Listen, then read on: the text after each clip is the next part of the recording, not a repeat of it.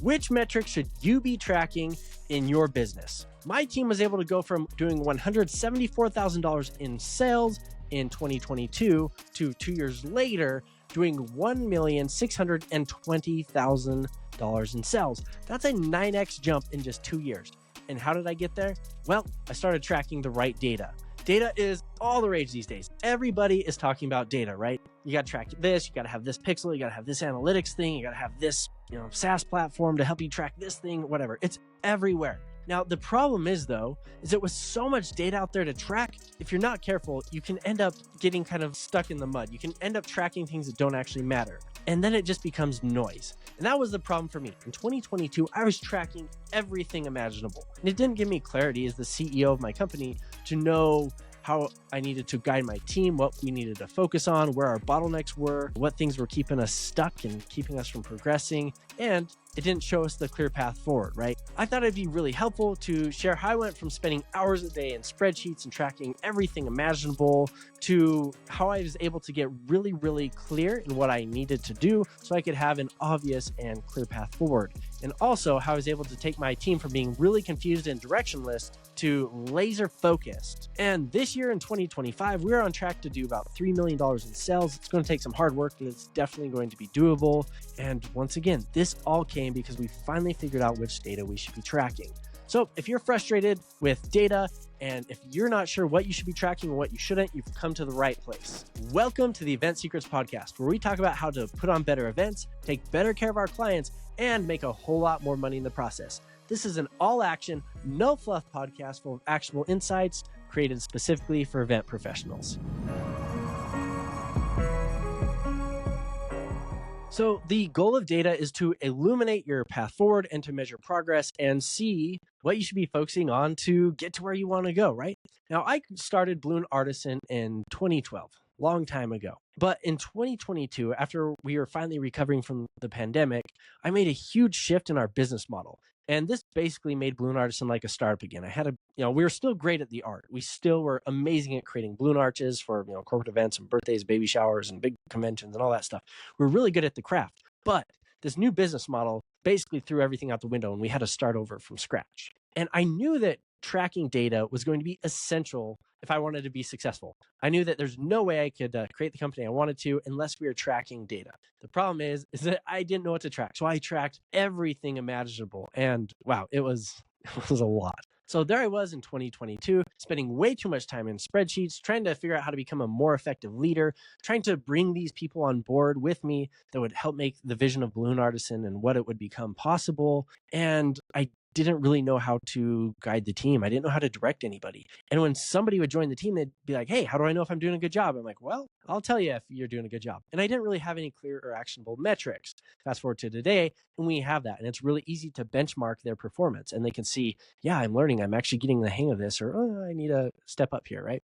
So it's been a journey, though. It took 2 years and lots of testing to finally get to where I'm at today. And today's probably not perfect. I'm sure in a year, I'll have more improvements on the data that we track. But where I'm at now, I feel pretty confident with, and I think it's really useful to share. What you're looking at right here are the metrics that I tracked when I first started my big business model change in 2022. Just so you know, I'm from Salt Lake City, Utah, and prior to 2022, our team just operated out of Utah, but we would fly around the country for larger projects. So anything, $5,000, $10,000 or whatever, we'd fly one of our artists out and we'd build those projects. So we were on planes all the time. We were traveling around. Well, we decided to start hiring team members outside of the state and growing our operations, right? Now we actually cover most metro areas in the country. So it's really cool, but it's been a lot of work. So in the early days, this right here on the left, these were the 43 metrics that I would track every single month to gauge the health and the progress of Balloon Artisan. Now on the right were the metrics that I had my team track every single day. So there's a spreadsheet and each team member had a tab and they'd go in and they'd say, okay, I got this many inquiries today, this many phone leads, this many Instagram leads, and this is how many bids I set out, this is how many quotes I delivered, how many invoices I sent, how many closed, all that good stuff. And then that was what they would track every single day. And then at the end of the week, they would compile a weekly report and they'd send that to them. So my team hated it. It took a lot of time. And I was definitely not loving the metrics that I was using. Now, granted, I only did the full report every month, but still every day I was running reports for most of these. And it took several hours a day. So this was version 1. All right, going over to version 2, I was still tracking the same thing, but my team had to track even more stuff. So we started getting a lot of phone calls. I'm like, hey, what good are these phone calls if we're not tracking, where they're coming from, which areas are picking up, which ones our marketing are working really well in, and if we're not, keeping track of which ones close. So they had to track every phone call that came in and indicate which metro area it came from. And they hated this. They wanted to mutiny because it just took a lot of time and it was just very difficult to do. So this is version 2. They're doing that. Now, version 3, we made some simplified metrics. The 43 metrics that I was tracking, I would share those with my team in a monthly meeting, and they just like glazed over. They did not care about those metrics, right? But I felt that it was important to have, an open open book communication style or leadership or whatever you want to call it. I thought that was really important for the culture of our team. And so I'd share it with them, even if they didn't want to hear all that stuff. But it was really overwhelming for them. So version 3, and this was August of 2023 when this was implemented, I came up with a simplified metric. So I'm like, okay, out of all this stuff that I track, I began to understand like not all of it was necessary, not all of it was really helpful. So I'm like, okay, these metrics right here are what's really helpful. So I need to know total revenue so I can know how, our marketing efforts are doing and how our sales are doing and all that good stuff. I need to know our gross profit margin. So that's just simply everything we bring in subtracted from everything we pay our artists and all the materials to build the project and, the box trucks we have to rent and all that stuff. So there's the gross profit margin. I needed to know projects sold. If we made more money but sold less projects, that meant we are selling bigger projects. And if we sold more projects and bigger revenue, then we're selling more bigger, and just all sorts of things I could determine from those metrics. Then events completed, that helped us keep track of the operations side. So how are our artists doing and the team that oversees our art? Like, how are they doing keeping all this in check as we grow? We had total leads, once again, a reflection of our marketing performance. We had repeat customers, which was a reflection of customer service. So if we do a good job of serving our customers, they come back. Matter of fact, at Balloon Artisan, we have quite a few clients who've worked with us, over 30 times. We have a bunch that worked with us over 20 and tons of them that worked with us over 10. So we do a really good job at taking care of our clients. But in the early days, I figured out, okay, well, we can track all these, retention metrics and all these net promoter scores and all that. And those are great. And for some businesses, they might be awesome. But for us, it's like, okay, is our percentage of repeat clients going up? If so, we're doing a good job. If it's going down, then we probably have an issue. Then we have new customers that we tracked. And then I simplified everything with an emoji grade. So this was our simplified metrics, and I would meet with my team every month to report that. And that made it so much easier for me as a leader to really drive clarity to my team's performance and what they're doing, as opposed to throwing a mountain of metrics and be like, all right, guys, what do you want to interpret out of this data, right? It was rough. Now, their daily reporting metrics also got simplified. So they had to track the Instagram leads. We now had a system in place for tracking leads through the website and all the other marketing channels. They had to track the amount of quotes sent and the amount of invoices sent, the number of events they did, and whenever a client paid a deposit. So that's what we were tracking then. And this simplified their life a lot. Around this time, I finally began seeing the forest through the trees. Before, I was so tangled in the minutia. I was drowning in spreadsheets, like I've said, a few times. It was really, really bad. But finally, I'm like, oh, now that I'm simplifying the metrics, I actually know what the most important metrics are. And so I took things to a fourth version, which got even simpler. So my metrics I had to report on a monthly basis to my team, and the ones that I'd really used to gauge the health of the company, those stayed the same. But my team's metrics got simplified in June of 2024. Now we say, how many sales did you do for the day? And what's the gross profit, which is, the profit margin. That's all they had to do. We threw away all the phone calls, which territory they're in. A lot of it was because that was now being tracked automatically, but also like, you know what? Like, it actually doesn't matter because we tracked the data and I wasn't using it in any way. Like, I have a lot of spreadsheets full of phone call data that I don't even look at, and I don't use it to make decisions. So it's like, if I'm not going to use it to proactively guide the company, why the heck am I doing this? And so a lot of entrepreneurs will find that they're probably tracking a bunch of things that they actually don't use when it comes to making decisions in their business. And so once again, why are you tracking it, right? So this is a huge, huge improvement for us. And we've been rocking with this for, not quite a year, but coming up on a year now. And it's been really, really impactful for the business. But the best thing about it is, now that I got crystal clear on which metrics mattered, I was able to really help my team to see how they could perform. Right. So every role on the team track back to these key metrics right here, whether you're marketing or sales or, a balloon artist or whatever, it all track back to these metrics right here, because that's really what dictates whether the company's growing or not. So now that we finally figured out which metrics mattered and we had our direction, I was able to create a performance-based incentive program or a variable compensation program, a bonus, to reward the behavior that I wanted to see on the team, the behavior that would lead to the best outcome for both our clients and for the financial future of the company. And that was a game changer, because now what I could tell my team is, okay, if you get this much in gross profit, that's the one metric to rule them all that we figured out for our business. If you get this much in gross profit every month, here's your bonus. If you get this much, here's your bonus. If you get this much, here's your bonus. And so we had a tiered bonus plan that in a lot of cases makes up to about 50% of my team's income. And so it allowed me to align the business's incentives with their incentives. So there's an alignment of interest, and it was an absolute game changer. So that was pretty cool. I wanted to just go through and show you kind of my monthly reporting. Every month I would get these numbers, I would display them, and we kept this in a document that was, it's ever growing. It's got almost 2 years of data in it, right? So it just keeps growing every month. We just add more pages. The first thing we talk about after the numbers is our freaking awesome achievements. Now, I think not enough companies do a good job celebrating the wins. And I think it's important that as Balloon Artisan grows, that we're celebrating those wins along the way, because being in a startup or a small business can be really hard. Being in the event space can be incredibly hard. And so I'm like, yeah, I think we need to celebrate these victories as time goes on. So what I do is each month I have my team, when we hop in this call, they have to bring me one freaking awesome achievement and then one thing from the other categories we're going to talk about. That's their assignment. If they don't come prepared, I kick them out of the meeting, say, go do it. And then you can rejoin when you've got that, right?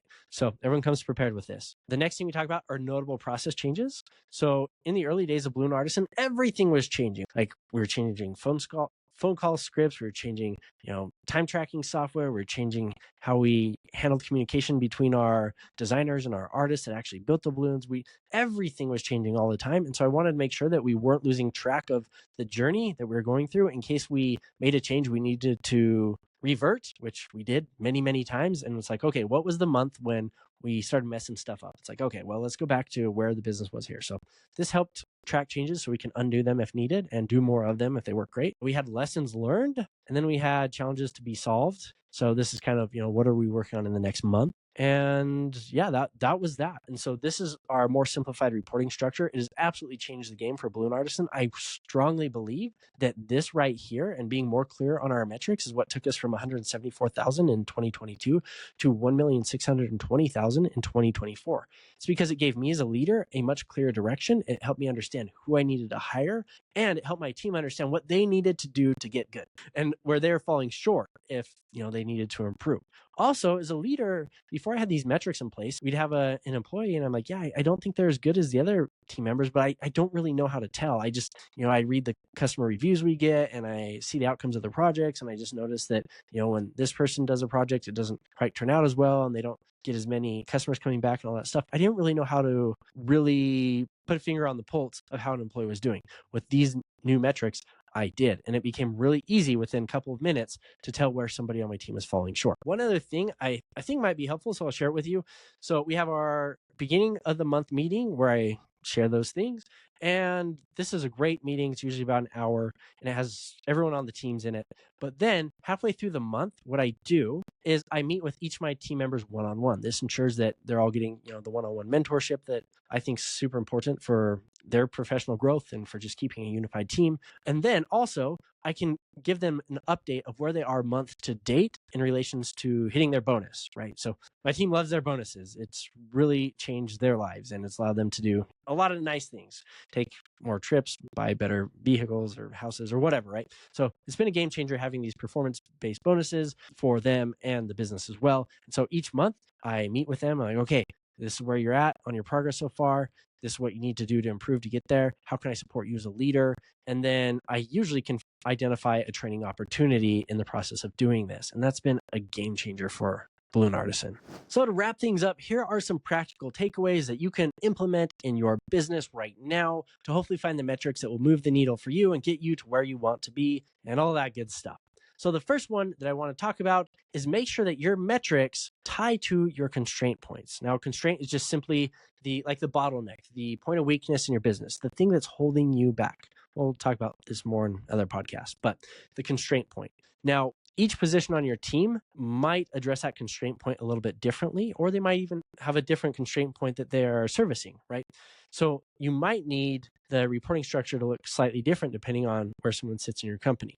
For us, our balloon artist and our balloon designers, who are the ones that are in the office and answering phones and working with clients and all that stuff, and our marketing team, which is another fundamental part of the balloon artisan company, we all are trying to resolve the same bottleneck, but we all go about it differently. So the metrics reflect differently, or they're structured differently depending on which role someone plays in the company. The second thing you should do is realize that you're not going to get this right on the first try. It took me 4 tries, and I've been a full-time entrepreneur for a long time, and I've been running Balloon Artisan for a long time.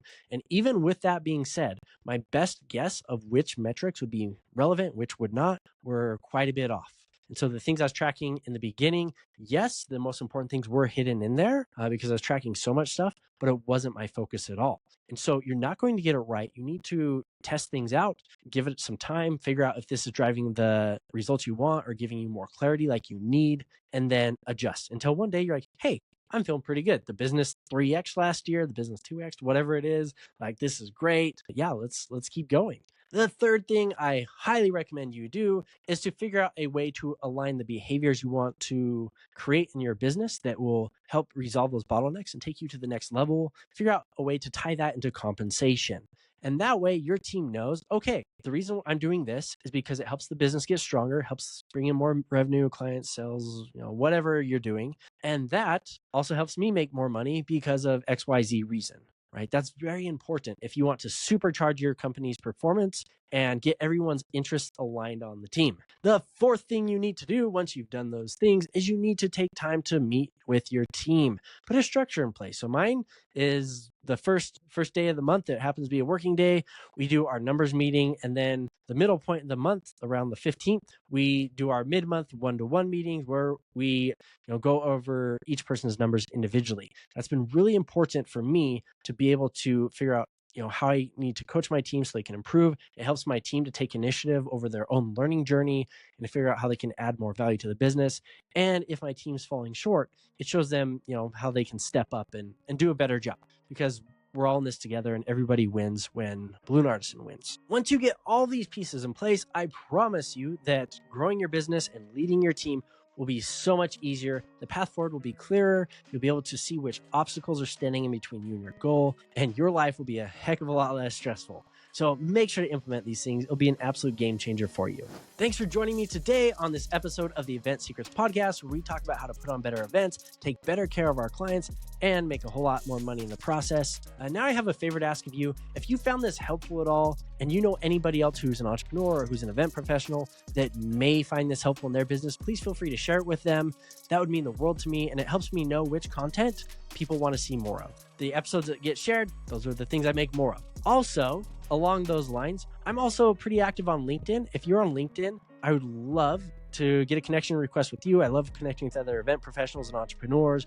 I feel like the entrepreneur and event life is pretty lonely. So the better connected we are, the easier it is to kind of bear those loads, and we can all learn from each other. So that's cool. So find me. My name's Keenan Price. I am the CEO of Balloon Artisan and the host of the Event Secrets Podcast. Shoot me a connection request, send me a message. And if there's any other topics you'd love to hear me cover on this podcast, or if you have any questions about my journey as an entrepreneur over 13 years of growing this company from a pitiful side hustle that wouldn't make me any money to a multi-million-dollar company, I would love to share whatever insights I can with you.